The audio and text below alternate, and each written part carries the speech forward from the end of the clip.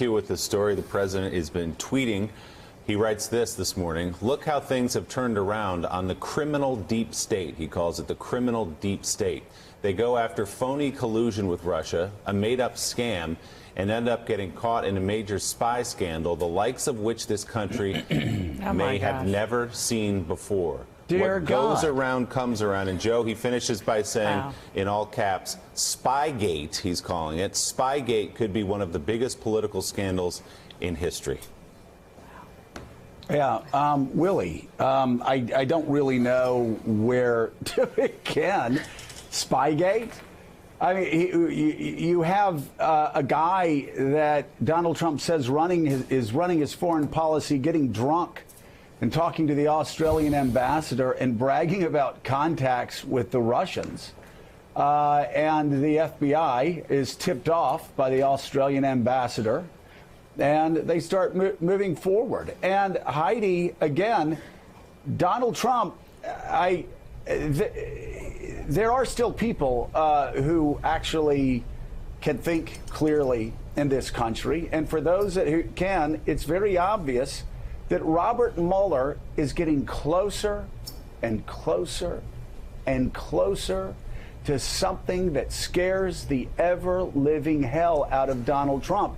And now he is apparently responding today to a plea deal by the taxi king yesterday that is going to take down his fixer.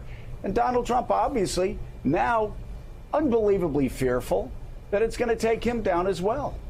Well, you look at this tweet, Joe, and I think the reaction on Capitol Hill is going to be that this confirms their worst fears, that even though Rosenstein's calculation may be to try and put this all off, try to protect the investigation, that the president is interpreting these moves, allowing an investigation, allowing the Republicans to come in and view these Department of Justice documents as a caving. I spoke last night with Senator Blumenthal, who is trying to do something on Capitol Hill to protect both Mueller and now Rosenstein.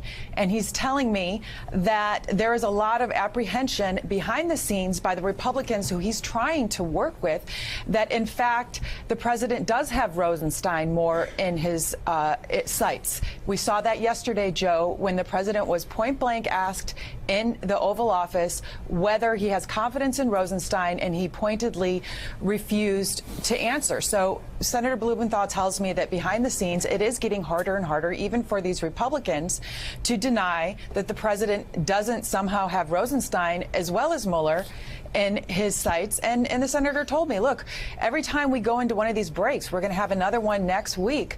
We carry that apprehension, and yet Senator Blumenthal cannot get these Republicans to join him on legislation to try and stand up to the president, or at least send a signal to the president. They know in the end the president himself would have to sign the legislation, but to at least show that they are not going to just roll over in the worst case scenario, and we do see something akin to a Saturday Night Massacre. So